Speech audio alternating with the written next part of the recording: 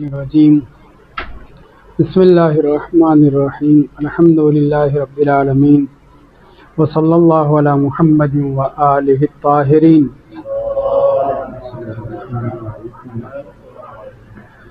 ولعنۃ اللہ علی اعداء اللہ وعلی اعدائہم اجمعین من یومنا ھذا الی قیام یوم الدین اما بعد فقد قال اللہ الحکیم فی القرآن المجید وهو اصدق القائلین وقول الحق بسم اللہ الرحمن الرحیم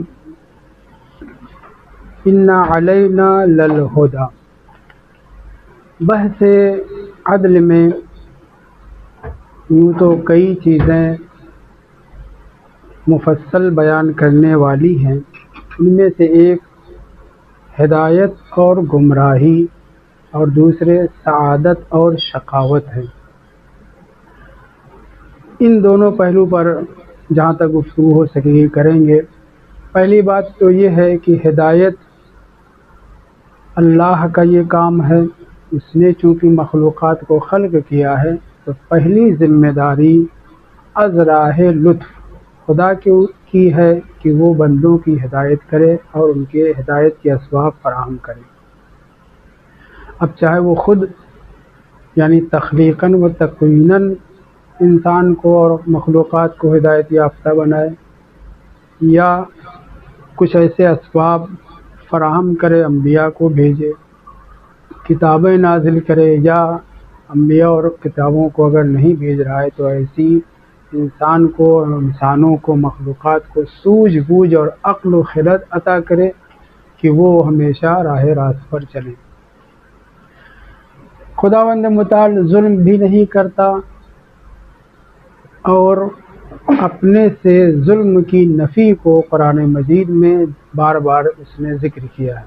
نہ صرف یہ کہ قرآن مجید میں بارہا کہا ہے جس کے اوپر ہم گفتگو کر چکے ہیں، بلکہ اولیاء الہی، انبیاء اور مرسلین اور ائمہ طاہرین علیہم السلام نے بھی بار بار اس بات کے اوپر تاکید کی ہے کہ خداوند متعال کسی پر ذرہ برابر ظلم نہیں کرتا۔ یعنی آیات بھی ہمارے پاس ہیں، روایات بھی ہیں۔ اس کے علاوہ عقل سلیم خود اس بات کی گواہی دیتی ہے کہ اگر آیات نہ بھی ہوتی، روایات نہ بھی ہوتی، تب بھی ہماری عقل اور ہماری سوجھ بوجھ اور شعور یہ کہتا ہے کہ جو آدمی بے پناہ قدرت و طاقت رکھتا ہے اسے کسی کے اوپر ذرہ برابر ظلم کرنے کی حاجت کیا ہے، ضرورت کیا ہے؟ کیا وہ لہو و لعب کر رہا ہے؟ کیا وہ کھیل کر رہا ہے؟ یا کیا اس کو احتیاج ہے؟ نہیں، جب وہ غنی بالذات ہے، کسی چیز کی اس کو احتیاج نہیں ہے اور کسی سے دب کے بھی نہیں رہتا اور وہ ہر چیز کے اوپر قادر بھی ہے، تو ہماری عقل نتیجہ دیتی ہے کہ جب ایسا قادر غنی بے نیاز ذات ہے تو وہ کسی کے اوپر ظلم بھی نہیں کرے گی۔ تو آیات بھی، روایات بھی اور دلیل عقلی بھی کہتی ہیں کہ خداوند متعال ظلم و ستم ذرہ برابر علیکم السلام نہیں کرتا۔ اب آ جائیے ہدایت کے باب کو جو ہم نے چھیڑا ہے۔ قل ان ھدی اللہ ھو الھدی، آیات میں، اب مجھے آیت نمبر تو یاد نہیں رہ گیا، میں لکھے ہوئے ہوں، اس کو آپ دیکھ سکتے ہیں کہ ہدایت صرف خدا کی ہدایت ہے۔ قل ان ھدی اللہ ھو الھدی، یعنی جسے صحیح معنوں میں، واقعی معنوں میں جس چیز کو ہدایت کہا جا سکتا ہے وہ من جانب اللہ ہے، اللہ کی ہدایت ہے۔ اب اللہ صراط مستقیم کی طرف ہدایت کرتا ہے اور دونوں قسم کے راستوں کو اس نے آشکار کر دیا ہے۔ وَہَدَيْنَاهُ النَّجْدَيْنِ، نجد یعنی راستہ، سڑک، راہ، ہم نے دونوں قسم کے راستے، اچھائی کے بھی راستے، برائی کے بھی راستے دکھا دیے ہیں۔ مجلسوں میں آپ برابر سنتے رہتے ہیں، لیکن حصر کر رہا ہے خداوند متعال کہ ہدایت بس اللہ کی ہدایت ہے۔ تو پھر انبیاء و مرسلین نے جو ہدایت کی ہے وہ کیا ہے؟ ائمہ طاہرین علیہ السلام جو ہدایت کر رہے تھے وہ کیا ہے؟ تو اس کا جواب واضح ہے کہ اللہ نے، صحیح ہے کہ ہدایت محصور کی ہے اپنی ذات میں۔ قل ان ھدی اللہ ھو الھدی، ہدایت کو یعنی مادہ رشد و ہدایت و رہنمائی کو اپنے سے مخصوص کیا ہے، مگر ہادی ہونے کو اپنے لیے محصور نہیں کیا ہے۔ دو بات الگ الگ ہے۔ مصدر سرچشمہ ہدایت ذات پروردگار ہے، اس نے راستہ دکھایا ہے، وہی ہادی اور رہنما ہے، ہادی ہے، رہنما ہے، یہ درست ہے، لیکن حصر ہدایت کیا ہے، حصر ہادی نہیں کیا ہے، بلکہ قرآن مجید میں جا بجا مختلف آیات میں اس نے اپنے ہادی کل کفا بربک ہادیا و نصیرا، اس جگہ آیت میں اس طرح سے آیا ہے کہ خداوند متعال ہدایت کے لیے اور نصرت کے لیے کافی ہے، یعنی اگر خداوند متعال بغیر کسی واسطے اور وسیلے کے ہدایت کر رہا ہے، کسی کی نصرت کر رہا ہے، تو یہ ہدایت، یہ نصرت اللہ کی طرف سے ہے، اس میں کوئی شک و شبہ نہیں ہے۔ لیکن یہاں پہ بھی کفا بربک ہادین کہا ہے، کفایت کرنا اور ہے، حصر ہادی کرنا اور ہے، بلکہ قرآن مجید میں متعدد جگہ پر اس نے انبیاء کو ہادی ذکر کیا ہے، رسول خدا صلی اللہ علیہ وآلہ وسلم کے لیے کہا انک لتہدی الی صراط مستقیم، اے ہمارے نبی آپ صراط مستقیم کی طرف ہدایت کرنے والے ہیں، یعنی رسول اسلام بھی ہادی ہے، یعنی قرآن نے اعلان کیا ہے، ادھر کہہ رہا ہے ہدایت مجھ میں محصور ہے، مگر ہدایت محصور ہونا اور ہے اور ہادی کا محصور ہونا اور ہے، واضح ہے نا بات؟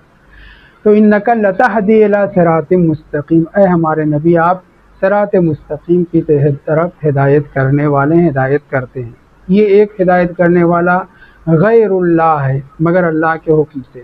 دوسرے خود قرآن ان ھذا القرآن یہدی، کلمہ یہدی استعمال ہوا ہے، للتی ہی اقوم، تو قرآن مجید بھی مستقیم ترین سیدھے راستے کی طرف، مضبوط اور متین راستے کی طرف ہدایت کرنے والا ہے۔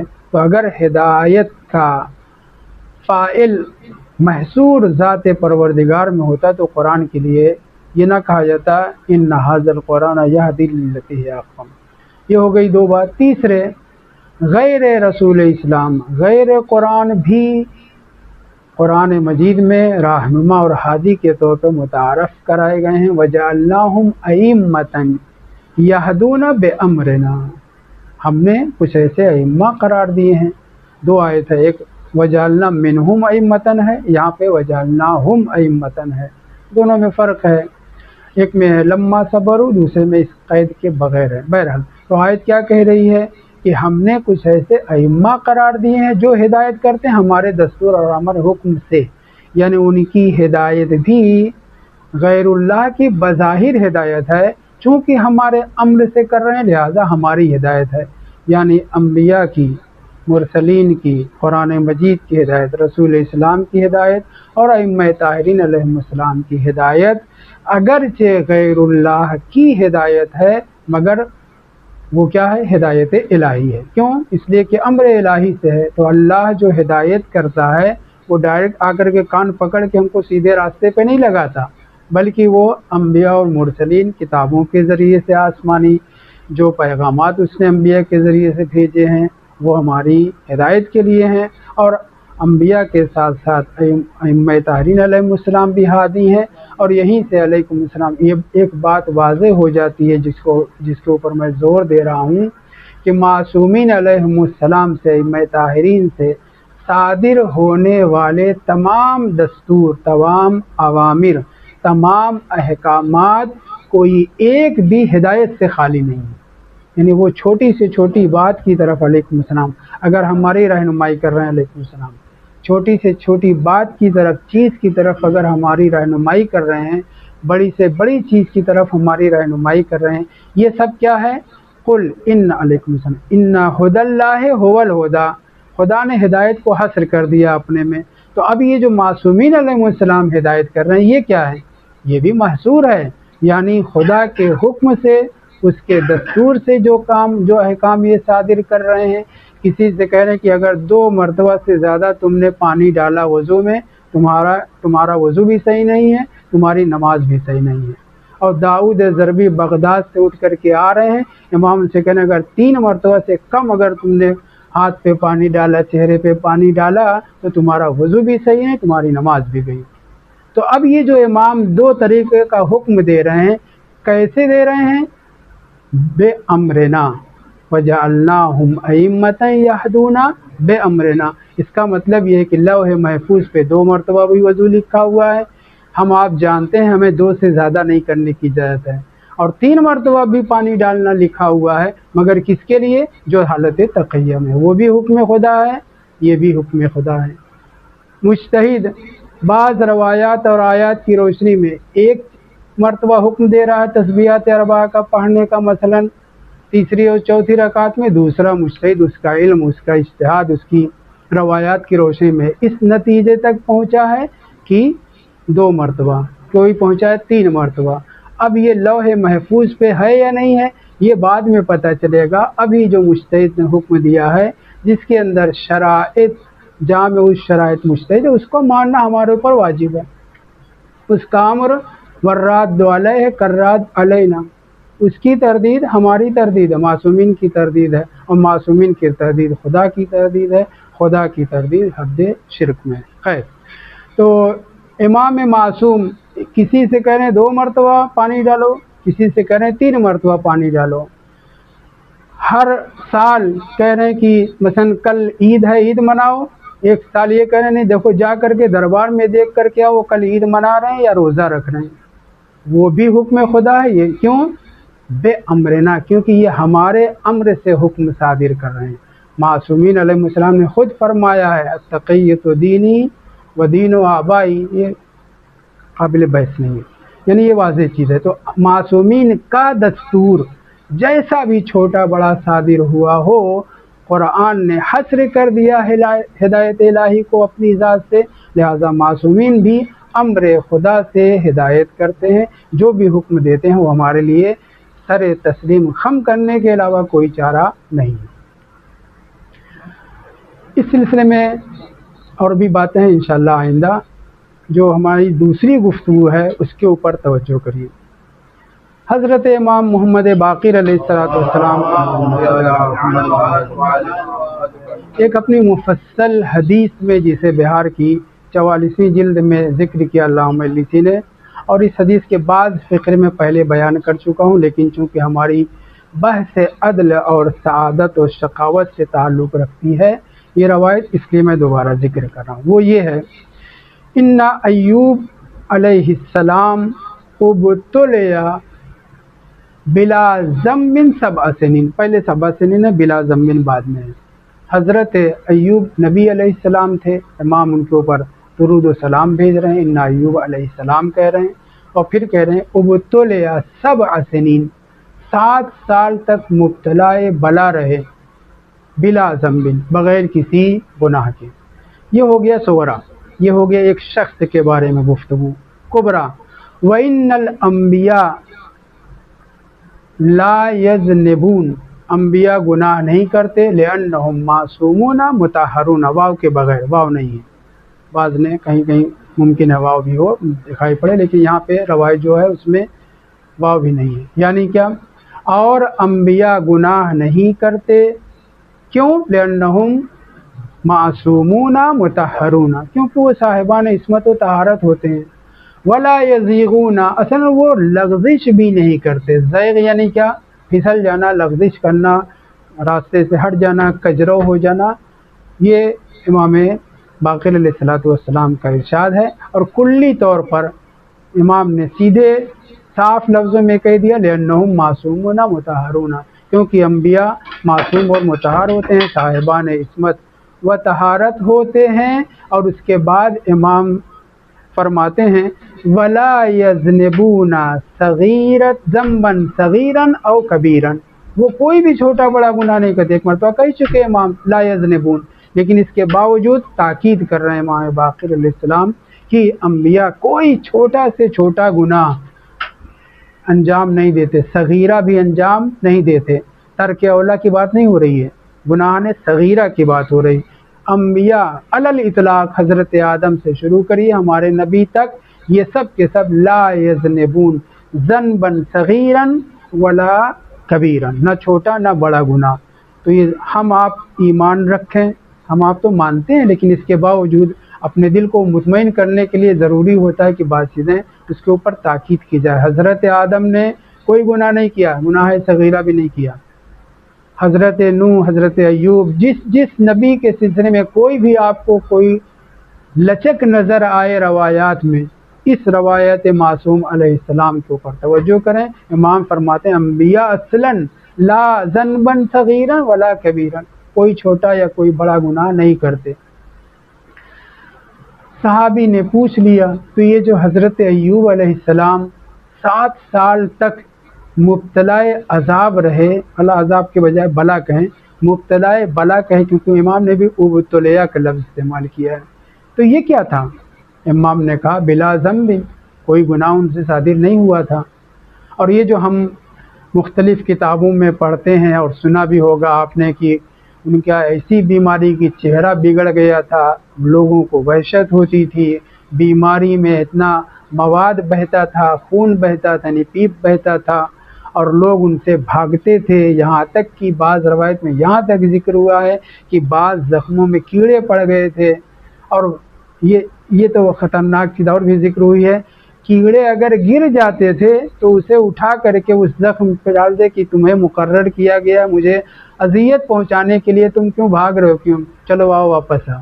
یہ سب بکواس ہے، یہ سب کیا ہے؟ بکواس ہے۔ بکواس کا لفظ استعمال کر رہا ہوں۔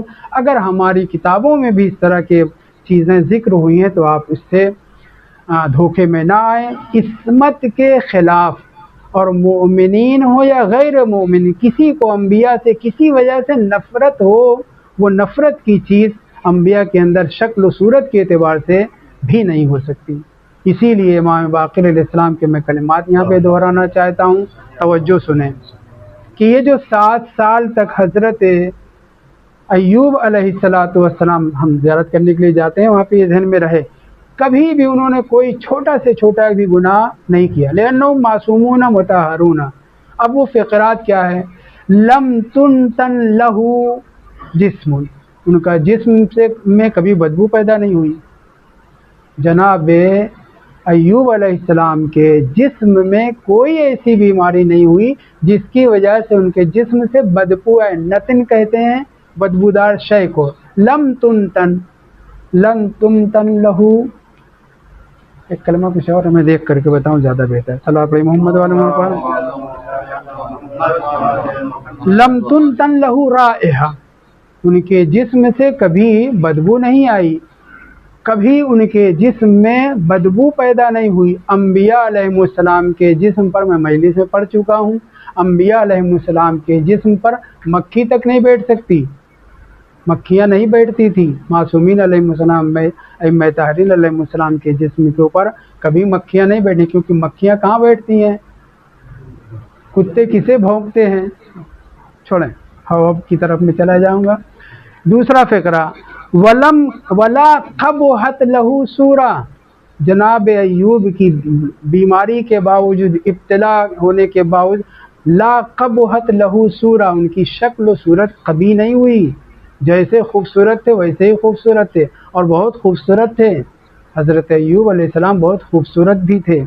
تیسرا فقرہ سنیے، ولا خرجت منہ مدہ من دم وقیح، قیح یعنی وہی پیپ کو کہتے ہیں، ان کے جسم میں ایسی تباہی اور خرابی پیدا نہیں ہوئی کہ خون بہنا شروع ہو جائے، پیپ بہنا شروع ہو جائے۔ یہ تو عام آدمی کو بھی اگر ہو جائے، بہت صاف ستھرا آدمی ہو، لوگ اس سے بھاگیں گے۔ انبیاء کے لیے خداوند متعال نے ان کو جذب کرنے کے لیے ہدایت کی طرف، راہ راست کی طرف لانے کے لیے مقرر کیا، بھیجا ہے، اور انہی کے جسم، ان کی شکل و صورت ایسی بدل جائے کہ لوگ ان سے بھاگیں، ایسا کچھ نہیں ہوا۔ تیسرا فقرہ، چوتھا سے، ولا استقذرہ احد رآہ، جس نے بھی انہیں دیکھا ہے، لا استقر، قذارت یعنی کیا؟ گندگی، نزاہت پاکیزگی، طہارت پاکیزگی، مقابل میں قذارت، کبھی بھی کسی نے بھی، جس نے بھی حضرت ایوب کو دیکھا، کبھی اس کو ان کے شکل و صورت سے قذارت و قباحت نہیں پیدا ہوئی، نہ شکل بگڑی، نہ کوئی آدمی نفرت سے اس نے کبھی ان کے چہرے سے رخ پھیرا۔ ولا استوحش منہ من شاہدہ، جس نے بھی ان کو مشاہدہ کیا، کسی کو کبھی وحشت نہیں ہوئی کہ چہرہ بگڑ گیا اور لوگ بھاگ رہے ہوں۔ یہ 4-5 کلمات ایک جیسے ہیں، لیکن ایک ایک چیز کی نفی کر رہے ہیں امام باقر علیہ السلام۔ دیکھنے والے نے انہیں گندا نہیں سمجھا، دیکھنے والے کو ان سے وحشت نہیں ہوئی، ان کا چہرہ تبدیل نہیں ہوا، ان کی جسم میں بدبو نہیں ہوئی۔ ولا تدود شیء من بدنہ من جسدہ، تدود کسے کہتے ہیں؟ باب تفاعل سے ہے، دودھ یعنی کیڑا، دودتن یا دودن کیا ہے؟ کیڑا۔ ولا تدود لہ شیء من جسدہ، حضرت ایوب علیہ السلام کے جسم میں کیڑے نہیں پڑے تھے۔ اب یہ جو بکواس کی جاتی، کیڑا اٹھا لیتے تھے، رکھ لیتے تھے، اور اس میں درس اخلاق دیا جاتا ہے کہ حضرت ایوب علیہ السلام اتنا خدا کے حکم کے سامنے تسلیم تھے کہ کیڑے کو بھی اٹھا کر کے رکھ لیتے تھے کہ کیوں تم بھاگ رہے ہو، جب تمہیں مجھے اذیت کرنے کے لیے خدا نے مبعوث کیا ہے، پیدا کیا ہے، تو کیوں تم نکل کے بھاگ رہے ہو؟ یہ سب بیکار کی باتیں ہیں۔ ولا تدود لہ شیء من جسدہ، روایت موجود ہے حضرت ایوب علیہ السلام کے جسم میں کسی قسم کا کیڑا نہیں پڑا تھا۔ یہ 6 چیزیں ذکر کی ہے امام باقر علیہ السلام نے۔ پھر اس کے بعد ایک جملہ تمام انبیاء کے لیے جیسے پہلے گزر چکا، کیا؟ لا یذنبون کہنے کے بعد پھر کہا تھا لا یذنبون لا ذنبا صغیرا ولا کبیرا، ویسے یہاں پہ بھی ھکذا یصنع اللہ عز وجل بجمیع من یبتلیہ، کون؟ من انبیائہ و اولیائہ المکرمین علیہ، یہاں تک عبارت ہے۔ اسی طریقے سے اللہ تمام اپنے انبیاء کو جنہیں بھی بلا میں مبتلا کرتا ہے ایسا ہی کرتا ہے، یعنی یہ 6 صفتیں جو بھی ذکر ہوئی، کیا؟ یعنی اگر کسی بھی نبی کو اللہ نے، جتنے انبیاء کو، اکثر نبیوں کو، یہیں پہ روک کر کے بات کہتا چلوں، اللہ عز و جل نے ان اللہ عز و جل ابتلا الانبیاء ثم الامثل فالامثل، یہ روایات میں پیغمبر اسلام کی ذکر ہوا ہے۔ اللہ نے سب سے زیادہ جنہیں بلاؤں میں، مصیبتوں میں، مشکلات میں دوچار کیا، مبتلا کیا، وہ کون ہیں؟ انبیاء علیہم السلام۔ ثم الامثل فالامثل، پھر اس کے بعد اولیاء، صالحین، ان سب کو جو ہے مصیبتوں میں مبتلا کیا ہے۔ تو یہ جو مصیبتوں میں مبتلا کیا کس لیے؟ تاکہ ان کے گناہ صاف ہو جائیں؟ نہیں، رسول اسلام صلی اللہ علیہ وآلہ وسلم کے لیے 2 قسم کی روایت آئی ہے۔ ایک روایت میں اس طرح سے ذکر ہوا ہے، جناب رسول خدا صلی اللہ علیہ وآلہ وسلم روزانہ استغفر 70 مرۃ من غیر ذنب، یا بغیر ذنب یا بلا ذنب، تینوں فقرے انہی میں سے کوئی ایک فقرہ ہے، کیا کہ حضرت رسول خدا 70 مرتبہ روزانہ استغفار کیا کرتے تھے۔ یہ 5ویں امام کی روایت ہے، اور 6 امام کی بھی روایت ہے۔ اور 6 امام کی دوسری روایت سنیے کہ نہیں، صرف 70 مرتبہ نہیں، 100 مرہ، 100 مرتبہ جناب رسول خدا صلی اللہ علیہ وآلہ وسلم استغفر اللہ ربی واتوب الیہ کہتے تھے۔ امام سے پوچھا گیا، سوال کیا گیا، تو امام نے صاف لفظوں میں اس قید کے ساتھ بلا ذنب، بغیر ذنب، من غیر ذنب وغیرہ کے فقرے کی تاکید کے ساتھ آپ نے فرمایا کہ رسول اسلام جو اشرف المخلوقات ہیں، سب سے پیارے نبی ہیں، یہ وجہ بیان کرنے کی کیا ضرورت تھی امام کو؟ اسی لیے کہ یہ جو انبیاء مبتلا ہوئے ہیں، مصیبتوں میں گرفتار ہوئے ہیں، یہ جیسے وہ بلا گناہ کے تھے، ویسے ہی ہمارے نبی بھی جو سید الانبیاء ہیں، اشرف المرسلین ہیں، ان کو استغفار کرنے کی کیا ضرورت تھی؟ یہ استغفار اس لیے، اور امام اس کا تذکرہ جو کر رہے ہیں باقاعدہ اللہم لسی نے ذکر کیا ہے، چونکہ ذہنی طور پر توجہ، ذہنی طور پر لوگ یہی سمجھتے ہیں کہ یہ آدمی جو خوب استغفار کر رہا ہے کوئی نہ کوئی گناہ اس نے کیا ہوگا، یہ ذہنیت ہے۔ تو اب پیغمبر اسلام استغفر اللہ ربی واتوب الیہ 70 مرتبہ یا 100 مرتبہ، اور آپ یہ پہلے بھی میں ذکر کر چکا ہوں، 70 کا مطلب کیا ہے؟ یعنی ڈھیر، زیادہ، بہت زیادہ، یہ مراد ہے، نہ یہ کہ 70 کا مطلب 70 مرتبہ ہم ہماری طریقے سے 2 مقری تک 70 مرتبہ گنیں، پہلی مقری پہ 30-32 ہے نا، پھر اس کے بعد دوسری پہ، ایسا نہیں۔ پیغمبر اسلام دوسری روایت میں 100 مرتبہ، اور 70 کا لفظ جو استعمال ہوتا ہے وہ کثرت کے لیے استعمال ہوتا ہے، یعنی 70 سے زیادہ۔ واپس آتے ہیں اس روایت کی طرف۔ 6 چیزیں امام باقر علیہ السلام نے حضرت ایوب علیہ السلام سے نفی کی، اور اس کے بعد کیا کہا؟ قاعدہ کلیہ وہکذا یصنع اللہ عز وجل بجمیع من یبتلیہ. اب من بیانیہ اس کی ضرورت ہے. من انبیائہ و اولیائہ المکرمین علیہ. خداوند متعال سارے انبیاء اور سارے اولیاء ائمہ طاہرین علیہ السلام کو جو مبتلا کر رہا ہے مختلف مصیبتوں اور بلاؤں میں، وہ کیسے ہے؟ ہاکذا، بالکل ایسے ہی کرتا ہے. یعنی ان کی شکل نہیں بگڑتی، بھلے ہی چاہے جتنا تپ ہو، بیمار ہو، صحیح ہے، چاہے جتنا شدید بخار ہو، چاہے جتنا تپ ہو، نہ ان کی شکل بگڑتی ہے، نہ ان کے جسم میں بدبو پیدا ہوتی ہے کہ مکھیاں بیٹھنا شروع ہو جائیں، نہ ان کے چہرے سے نفرت پیدا ہوتی ہے، نہ لوگوں کو وحشت ہوتی. یہ 6 چیزیں جو میں نے ذکر کی ہے، ہاکذا یصنع اللہ عز وجل. کس کے ساتھ؟ بجمیع من یبتلی ہے، جس کو بھی خدا مبتلا کرتا ہے. وہ جس کو بھی مبتلا کرتا ہے وہ کون کون ہے؟ واضح کیا جا رہا ہے کہ مومنین کی شکل بگڑ سکتی ہے، صحیح ہے، مسلمان کی شکل بگڑ سکتی ہے. چہرہ اچھا کرانے کے لیے مثلا امریکہ گئے اور بگاڑ کر کے آیا، صحیح ہے. تو من یبتلیہ کے بعد من بیانیہ آیا ہے کہ اولیاء الہی یعنی معصومین علیہ السلام اور انبیاء الہی 1,24,000 انبیاء اور ائمہ معصومین علیہ السلام لاکھ بیمار پڑ جائیں، لاکھ تب کا شکار ہو جائیں، لاکھ مصیبتیں آ جائیں، مختلف مصائب کا شکار ہو جائیں، پھر بھی ان کے چہرے پہ تبدیلی نہیں آ سکتی، ان کے جسم میں بدبو پیدا نہیں ہو سکتی. یہ من بیانیہ کے ساتھ 2 چیزوں میں حصر کر دیا گیا ہے. کس میں؟ انبیاء اور اولیاء. اب اگر اولیاء میں سے علماء و بزرگان ہوں اور واقعاً اولیاء جیسے ائمہ طاہرین کے برابر نہیں، اولیاء میں سے ہوں تو ممکن ہے ان کا ابھی چہرہ نہ بگڑے، لیکن یہ ضروری نہیں ہے، کیونکہ یہاں پہ اولیاء سے مراد ائمہ طاہرین علیہ السلام ہے. واضح ہے. اب جو حضرت ایوب علیہ السلام مصیبت میں گرفتار ہوئے، کیوں ہوئے، وہ سب تفصیلات روایات میں بیان کی گئی ہے. قاعدہ کلیہ یہاں پر ایک ذکر ہوا ہے جس کو میں عدل سے تعلق رکھنے کی بنا پہ اس کو ذکر کرنا چاہ رہا ہوں. صلوات پڑھی محمد وعلی محمد پر. اصل خداوند متعال نے شیطان کے کہنے پر امتحاناً یا شیطان صفت لوگوں کی بنیاد پر حضرت ایوب علیہ السلام کو یا دیگر انبیاء کو کیوں مبتلا کیا؟ ایک سوال پیدا ہوتا ہے کہ شیطان کی اتنی چلتی ہے خدا کے یہاں کہ جس نبی کے لیے چاہے تو وہاں پہ ان کو گرفتار بلا و مصیبت کرا سکتا ہے نا. بہت سے واقعات اس طرح کے حضرت داؤد علیہ السلام، حضرت یحییٰ کے لیے، حضرت سلیمان کے لیے، حضرت نوح کے لیے مختلف واقعات قصص الانبیاء میں کتابوں میں موجود ہے. تو اتنی چلتی نہیں. صحیح ہے کہ وہ سبب بنا، لیکن انبیاء علیہ السلام کے لیے ہم مطمئن ہیں لا یذنبون ذنبا صغیرا ولا کبیرا. پھر کیوں مبتلا کیا؟ توجہ سے سنیے.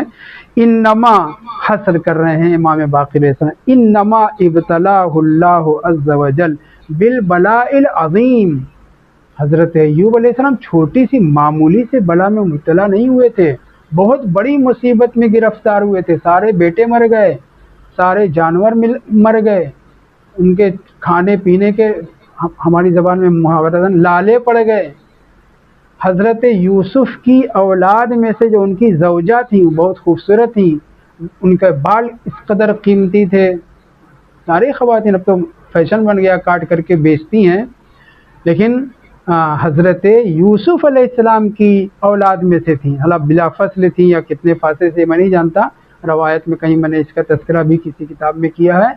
بہت خوبصورت تھیں، ان کے بال کی بہت زیادہ قدر و قیمت تھی، اور وہ واقعہ آپ کی نگاہوں کے سامنے. میں صرف یہاں پہ یہ بیان کرنا چاہ رہا ہوں کہ اللہ نے شیطان یا شیطان صفت لوگوں کے کہنے کے اوپر خدا چڑھ کیوں گئے، ہماری زبان میں اصطلاح میں شیطان نے چڑھا دیا اور حضرت ایوب کو جو ہے مبتلا مصیبت کر دیا. تو خدا کے لیے سب کلمات نہیں استعمال کیے جا سکتے، یہ میں صرف تفریحاً کہہ رہا ہوں. توجہ.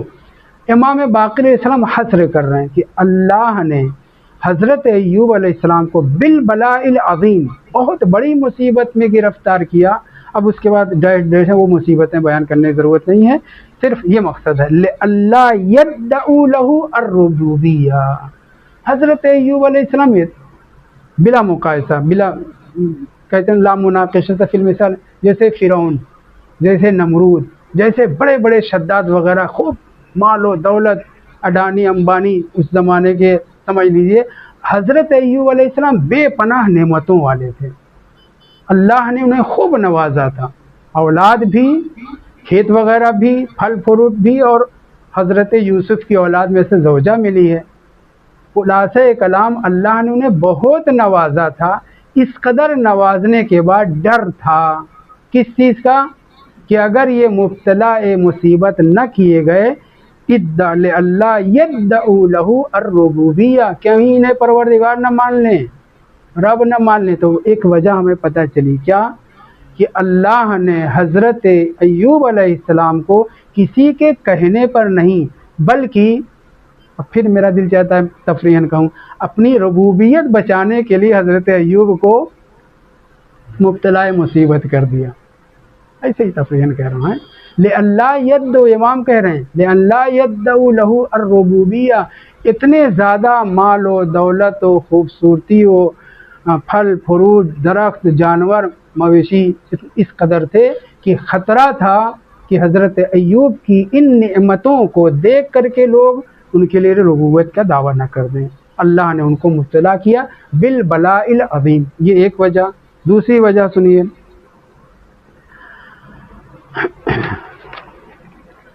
لیستدل، البتہ یہ دلیل کے طور پہ نہیں ہے، ما قبل ایک اور بھی عبارتیں ہیں، اس کی وضاحت کے طور پر ہے، لیستدل بذالک، تاکہ لوگ استدلال کر لیں کہ جو کچھ ثواب اور جزا ملتی ہے خدا کی طرف سے، اور جو بھی بلا انبیاء پر، عذاب لوگوں کے اوپر آتے ہیں، ان کے یا امتحان انبیاء کے لیے اور دوسروں کے لیے سزا ہے، لیستدلوا بذالک علی ان الثواب من اللہ عز وجل علی ضربین، دو قسم کا عذاب ہے، استحقاق بلا، استحقاق ثواب جو لوگوں کو عنایت کرتا ہے خداوند متعال، آخرت میں جو دے گا وہ تو دے گا ہی، دنیا میں جو نعمتیں عطا کرتا ہے، علی ضربین، دو قسم کی، استحقاق کی بنا پر، اختصاص کی بنا پر۔ دونوں میں کیا فرق ہے؟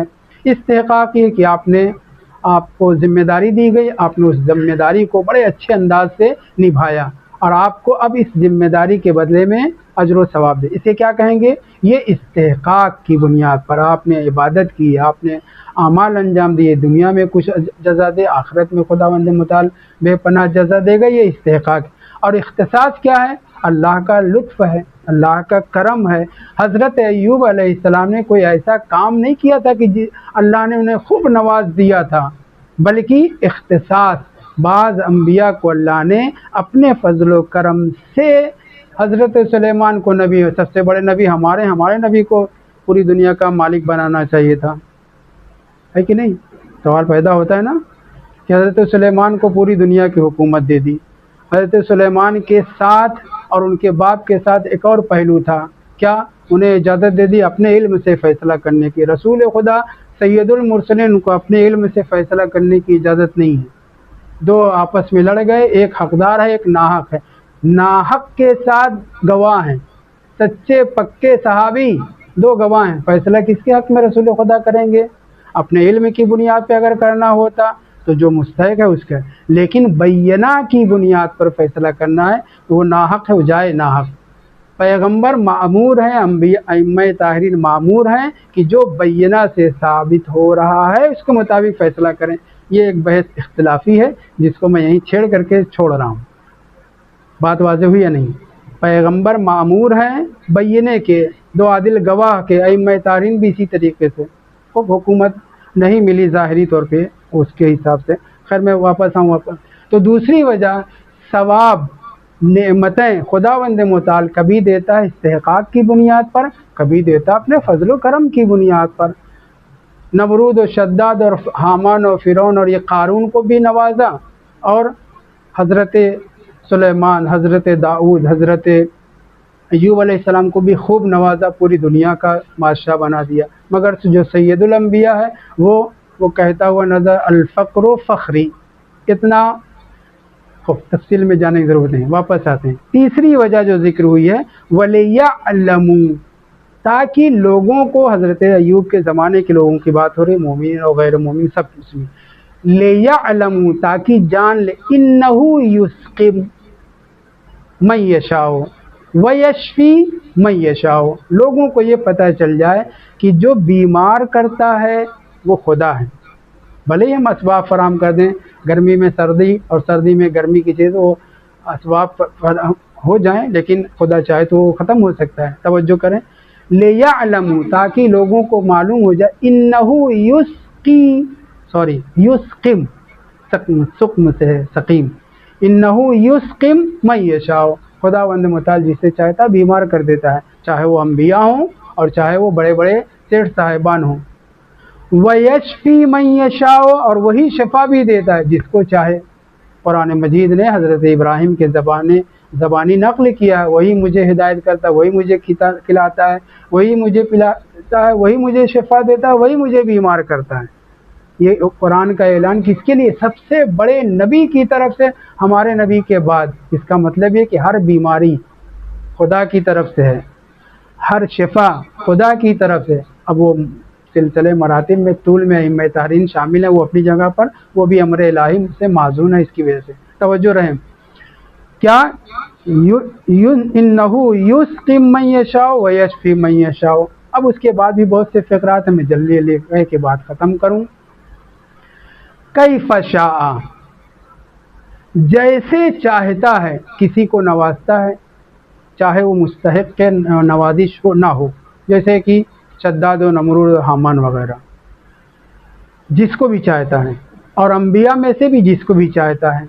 उसके बाद दूसरा फ़िक़रा, मता शाअ, जब भी खुदावंद मुताल चाहता है किसी को बीमार कर देता है, किसी को शिफा दे देता है। एक आदमी जो बीमारी के दसियों असबाब फराहम कर रहा है मगर बीमार नहीं हो रहा है, और एक आदमी जो बहुत बचाव कर रहा है, बहुत बच रहा है। जैसे 3 लोगों का नाम लेकर के इमाम सादिक अलैहिस्सलाम ने फरमाया है, अरस्तातालीस, जालिनूस और अरस्तू, या कोई और है, 3 आदमियों का नाम, कि ये लोग कितना एहतियात करते थे लेकिन मौत ने उनको नहीं बख्शा।